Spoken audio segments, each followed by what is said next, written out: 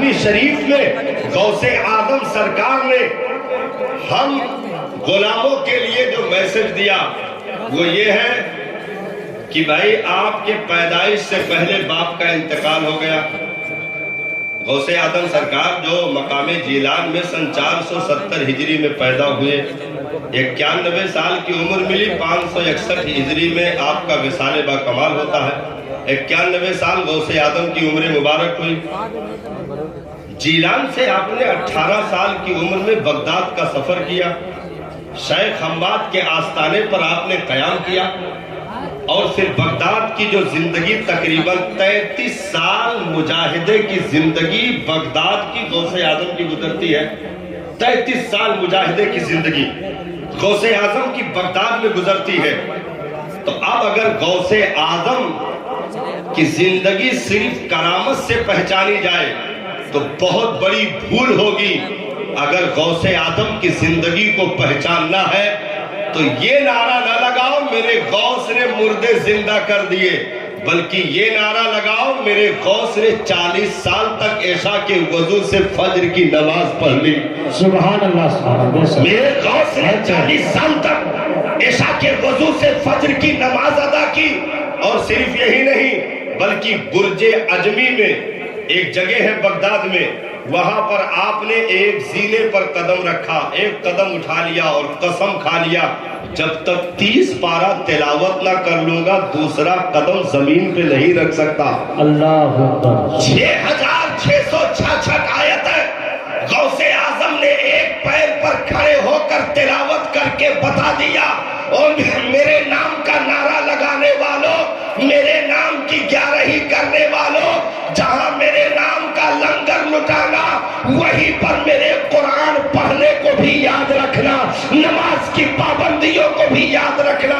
بھائی 6 سال کا عرصہ گزر جائے، دجلہ کے کنارے آپ سفر فرمائیں اور ہری سبزیوں کو اور جو کوپلے گھاس اگتے ہیں دجلہ کے کنارے انہیں کھا کھا کر کے 6 سال کا عرصہ آپ نے گزار دیا، لیکن کسی حرام چیز کو ہاتھ نہیں لگایا، کسی حرام چیز کو ہاتھ نہیں لگایا.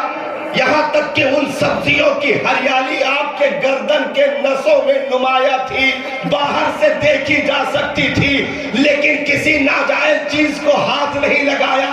6 سال کا عرصہ فاقے کا گزار کر کے غوث اعظم نے بتا دیا کہ اگر پیروں کا پیر مجھے کہتے ہو تو ایسے لوٹا پیر اور تسبیح پیر نہیں ہو، بلکہ میری زندگی کے آئینے میں اتر کر کے دیکھو گے تو تمہیں مصطفیٰ کی سیرت نظر آئے گی، نبی کا آئینہ مکمل میری زندگی میں نظر آئے گا. کیونکہ ولی اپنے نبی کا آئینہ ہوتا ہے. بے شک سبحان اللہ. ولی اپنے نبی کا آئینہ ہوتا ہے، اور نبی جتنا پاورفل ہوگا اس کی امت کا ولی اسی قدر پاورفل ہوتا ہے. ولی اسی قدر پاورفل ہوتا ہے.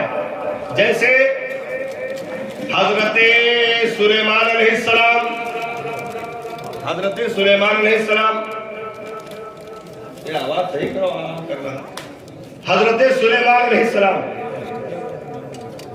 آپ نے دربار میں کیا شرط لگایا؟ شارٹ میں بتاؤں کون ہے جو ملکہ بلقیس کا تخت لے آئے؟ حضرت سلیمان نے اپنے دربار میں کیا کہا؟ ملکہ بلقیس جو ملک سبا تقریباً 1 مہینے کا راستہ تھا، 1 مہینے کا راستہ، 1 مہینے میں وہاں پہنچتے. اتنی دوری پر وہ تخت تقریباً 7 دروازوں کے اندر تالا لگا ہوا وہ تخت رکھا تھا. حضرت سلیمان کو جو ہدہد نے خبر دیا تو آپ نے کہا کہ ٹھیک ہے، کون ہے جو ملکہ بلقیس کا تخت لے کر آئے؟ ایک جنات نے، قرآن نے پورا واقعہ بیان کیا ہے، ایک جنات نے ہاتھ کھڑا کیا اور کہا کہ سرکار میں لے آؤں گا. کہا کتنی دیر میں؟ کہا آپ کا دربار برخاست ہو اس سے پہلے میں وہ تخت لا کر حاضر کر دوں گا. اچھا دربار کب تک چلتا تھا؟ صبح سے لے کر کے ظہر تک. صبح سے لے کر کے ظہر تک حضرت سلیمان کا دربار چلتا تھا. تو اس نے یہ بتایا کہ میں ظہر تک کوشش کروں گا کہ ملک سبا سے تخت اٹھا کر آپ کی بارگاہ میں حاضر کر دوں. حضرت سلیمان علیہ السلام نے فرمایا کہ نانا بیٹھ جاؤ، مجھے اس سے بھی جلدی چاہیے. سبحان اللہ، مجھے اس سے بھی جلدی چاہیے. تو ایک صاحب نے پیچھے سے ہاتھ اٹھا دیے، عرض کی سرکار میں حاضر کروں گا. کہا کتنی دیر میں؟ تو قرآن کے زبانی جو انہوں نے جملہ کہا قرآن نے اسے نوٹ کیا، قبل ان یرتد طرفک، پلک جھپکنے سے پہلے. سبحان اللہ سبحان اللہ. کتنی دیر میں؟ پلک جھپکنے سے پہلے میں وہ تخت لا کر حاضر کر دوں گا. اب یہ جو دعویٰ کیا تھا کس نے کیا تھا؟ پہلے جو دعویٰ کیا تھا کہ میں ظہر تک لے آؤں گا وہ جنات تھے، لیکن دوسرا جو دعویٰ ہوا وہ جنات نہیں تھے، حضرت سلیمان کے امت کے ولی حضرت آصف بن برقیہ تھے. سبحان اللہ سبحان اللہ. حضرت سلیمان کے امت کے ولی حضرت آصف بن برقیہ نے دعویٰ کیا تھا کہ پلک جھپکنے سے پہلے میں وہ تخت لا کر حاضر کر دوں گا. آپ نے کہا لے آؤ. وہی دربار میں بیٹھے آپ نے ایسے گھسیٹ کر تخت رکھ دیا، کہا یہ لیجئے. وہی دربار میں بیٹھ کر کے آصف بن برقیہ نے ملک سبا تک ہاتھ بڑھا کر کے تخت کھینچ کر دربار میں حاضر کر دیا. پتہ یہ چلا کہ نبی جتنا پاورفل ہوگا، اگر سلیمان علیہ السلام ہوا کے کندھے پر اپنے تخت کے ساتھ اڑنے کا ہنر رکھتے ہیں تو ان کے امت کا ولی بھی اتنا ہی پاورفل ہے کہ بیٹھے بیٹھے ملک سبا سے تخت کھینچ کر کے دربار میں پلک جھپکنے سے پہلے حاضر کر دے. ارے یارا، جب حضرت سلیمان کے امت کے ولی کا یہ پاور ہے تو مصطفیٰ کے امت کے ولی غوث اعظم کا پاور کیا ہوگا، ان کی طاقت و قوت کا عالم کیا ہوگا. کیونکہ میرا نبی تو سلیمان کا بھی نبی ہے، یوسف کا بھی نبی ہے، یعقوب کا بھی نبی ہے، یونس کا بھی نبی ہے، زکریا کا بھی نبی ہے، یحییٰ کا بھی نبی ہے. سارے نبیوں کا امام میرا نبی ہے. تو میرے نبی کے پاور کا جواب نہیں تو آپ کے امت کے ولی غوث اعظم کے طاقت و قوت کا جواب نہیں. کیونکہ نبی کا پاور ولی کے زندگی میں جھلکتا ہے. اور غوث پاک سرکار تو خود فرماتے ہیں کہ میں اپنے نانا جان کے قدم پہ قدم رکھتے ہوئے دنیا میں آیا. سبحان اللہ سبحان اللہ. یعنی میرے نانا نے جہاں قدم رکھا، سرکار نے جہاں قدم رکھا اٹھایا تو دوسرے نے وہاں قدم نہیں رکھا. میں نے اس جگہ پر قدم رکھا اور میں قدم مصطفیٰ پر چلتے ہوئے اس دنیا میں آیا. یعنی میرے وجود میں مکمل جھلکیاں سرکار کے سیرت کی موجود ہیں.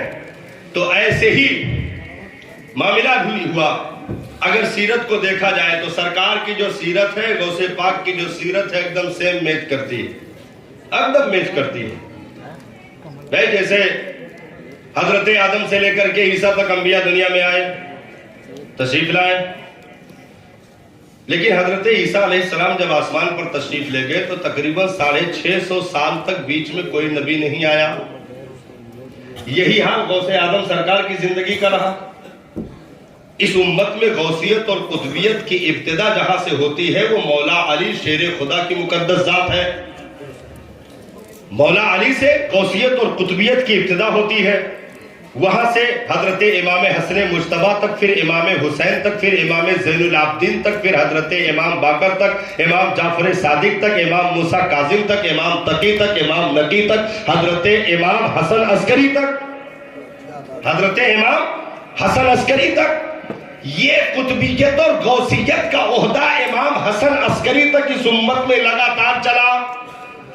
لیکن اس کے بعد 200 سال تک اس امت میں کوئی بھی غوث اور قطب نہیں ہوا. 200 سال تک خالی رکھا گیا. اس کے بعد 470 ہجری میں جیلان کے مقام پر اگر غوث اعظم کے عہدے پر کوئی فائز ہو کر کے جلوہ گر ہوتا ہے تو عبد القادر جیلانی غوث اعظم سرکار کی مقدس ہستی ہے. یعنی جیسے 650 صدیاں دنیا کو تڑپا کر کے پھر نبوت کا ذائقہ عطا کیا گیا، ایسے ہی 200 صدیاں دیا, امت کو تڑپا کر کے پھر غوثیت کا ذائقہ امت کو عطا کیا گیا, غوثیت کے ذائقے سے قریب کیا گیا. اور جیسے سرکار کے آنے سے پہلے دنیا میں چرچا, حضرت آدم کے دور میں نبی کا چرچا, حضرت عیسیٰ کے دور پر نبی کا چرچا, ہر نبی اپنے اپنے دور میں چرچے کر رہا کہ میرے بعد ایک ہستی آنے والی ہے, میرے بعد ایک ذات آنے والی ہے. یہی حال غوث آدم سرکار کی مقدس زندگی کا رہا کہ آنے سے پہلے حضرت جنید بغدادی جیسی ہستیوں نے غوث آدم کے آمد کا پرچار کیا اور اعلان کیا کہ جیلان میں ایک بچہ پیدا ہونے والا ہے جس کو وہ پاور, وہ رتبہ, وہ مرتبہ پروردگار عالم عطا فرمائے گا کہ وہ خود بغداد کے منبر سے اعلان کرے گا, قدمی ہادھی علی رغبت کل ولی اللہ, میرا یہ قدم تمام ولیوں کی گردنوں پر ہے. ایسا پاور پروردگار عالم اس بچے کو عطا فرمائے گا. اشراف کے گھرانے میں ایک بچہ پیدا ہوگا, نام عبد القادر جیلانی ہوگا, کنیت ابو محمد ہوگی. یہ غوث اعظم کے پیدا ہونے سے پہلے دنیا میں چرچے تھے. کئی ولیوں نے اپنے اپنے دور میں غوث اعظم کی آمد کا ذکر کیا. یہ تو ہوا ہی, خود سرکار حضرت ابو صالح کے خواب میں تشریف لائے. سبحان اللہ, سبحان اللہ. خود نبی حضرت ابو صالح کے خواب میں تشریف لائے اور ارشاد فرمایا, ابو صالح تو نے جو بیٹا پایا ہے وہ میرا بھی محبوب ہے, میرے رب کا بھی محبوب ہے. سبحان اللہ, سبحان اللہ. میرے رب کا بھی محبوب ہے. اور غوث اعظم کو کسبی نہیں وہبی ولایت یعنی ماں کے شکم ہی میں ولایت عطا کر دی گئی. تو اب جب غوث آدم نے پاورفل رحم مادر میں پلنے کا موقع پایا تو ماں کے دھڑکنوں سے غوث آدم ایسے قریب ہوئے کہ 14 پارے زبانی یاد کر کے دنیا کو حیران کر دیا کہ اگر ماں کا شکم پاک ہو تو پلنے والا بیٹا صرف بیٹا ہی نہیں حافظ قرآن بن کر کے دنیا میں آ سکتا ہے. سبحان اللہ, سبحان اللہ, زندہ باد. حافظ قرآن بن کر کے دنیا میں آ سکتا ہے, ولایت کی ڈگری لے کر کے دنیا میں آ سکتا ہے. اگر ماں کا رحم ستھرا ہو, پاک باز ہو, گود پاک ہو تو پلنے والی اولاد ہے. ولی ہوا کرتی تھی, قطب ہوا کرتی تھی. اور ایک چیز یاد رکھیں, تقریر کا آخری مرحلہ چل رہا ہے, ایک چیز یاد رکھیں کہ نسلیں جو پالی جاتی ہیں وہ کس کے لیے پالی جاتی ہیں؟ آپ کہیں گے نا بھائی ہم تو اسی نیت سے پالتے ہیں کہ بھائی بڑھاپے کی لاٹھی بن جائے. تو واقعی وہ لاٹھی بن جاتا ہے, اتنا لاٹھی مارتا ہے کہ باپ کے ہوش ٹھکانے لگ جاتے ہیں. ہمیں اولادیں اس لیے پالی جاتی ہیں. اچھا یہ دیکھا گیا کہ تھوڑا سا چلنے پھرنے میں ٹھیک ٹھاک ہے, مور سجول ہے, گولا چٹا ہے, طاقت اچھی ہے, ایک ڈاکٹر بنا دو. اور دیکھا کہ تھوڑا ایچا ہے, پیر کا بیلنس ایک کمزور ہے, یا ہاتھ کا کمزور ہے, یا آنکھ سے دو دیکھتا ہے, تو اس کو اٹھا کے لے گئے مولانا صاحب کے پاس. ایک حافظ بنا دو غصیب کے لیے, یعنی جو سیکنڈ ہینڈ مال ہے مولانا تو صرف. اور اس کے لیے آپ نے کئی ہزار روپے فیس دینے کے لیے راضی ہو گئے. اب اسکول کا ڈریس ہے, ٹائی ہے, بیلٹ ہے, لنچ باکس ہے, ٹفن باکس ہے, پانی کی باٹل ہے,